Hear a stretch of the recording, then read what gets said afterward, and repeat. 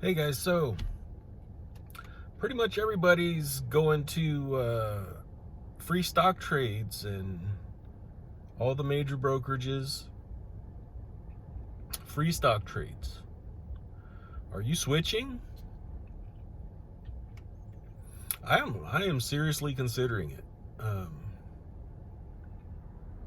I have my Roth IRA with Chase, and I chose Chase because they offered, at the time when I opened it last year, 100 free trades for me because I had a certain checking account with them. And so I was able to trade for free 100 free trades, all year long. And that's coming up to reset, and they give me another 100, and I still got 10 left. But that's the reason why I went with Chase, because everybody else was $4.95, for a trade, etc., etc. Then I got into M1, and M1 is cool because it's free. They have partial shares, but the issue, what I believe to be an issue, is that you're blindly buying. So you don't know what price you're going to pay. Some, news can come out, and it can work both ways. Some news can come out in the morning, and the stock can shoot up 20%. Or the stock can shoot down 20%. Maybe that could be a good thing as well, right?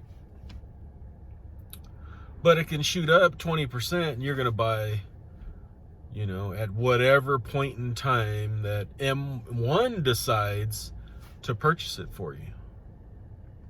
I think that's a really real weakness, especially investing in individual stocks. Investing in an ETF, it's kind of okay because you kind of treat it like, you're just, it's kind of like a mutual fund. You just keep contributing over and over and over again. But in that aspect, I kind of like I also have my wife in a Fidelity account, and the reason why I put her in that was because they had the zero expense mutual fund. And so I can basically, strategically buy in a mutual fund. You can see if you're in a mutual fund that that tracks a major index, whether or not you're gonna buy or sell that day. I mean, it's pretty simple. If so, like I have my wife in an index that tracks large cap, which is basically the S&P 500. So I can look in my wife's account. I can go look at the ETF VOO, see what the S&P 500 is doing for the day, and if it's down like it was the other day, 1%, 1.5%, I can place an order, and I know that it's gonna buy it, at I don't know the specific price, but I know it's gonna buy it when the market's down. Now, if the market shot up 2% that day, I could say, okay, let me pull back and wait. I'm not going to buy in a spike. So yeah, I'm seriously considering dropping M1 or dropping the individual stock purchases, because I can now buy individual stocks in my Roth with Chase, and also in my wife's Roth with Fidelity, all free.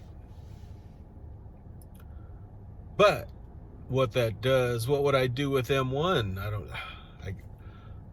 I don't mind. I've always said M1's weakness was individual stock picking.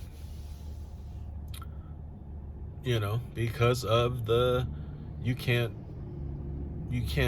put a limit order in. So, but then that just gets rid of content on YouTube. But hey, I think my futures will my money management is way more important than YouTube videos. Plus, it gets a little, it could get a little, complicated. I don't want, if I were to die, my wife would be like, what the hell? You got an account here, you got an account here, you got an account there, and you got an account here.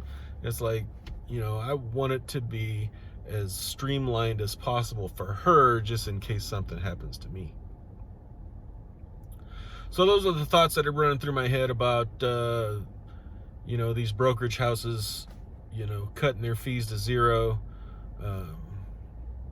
M1 is still a good platform, yeah, for sure.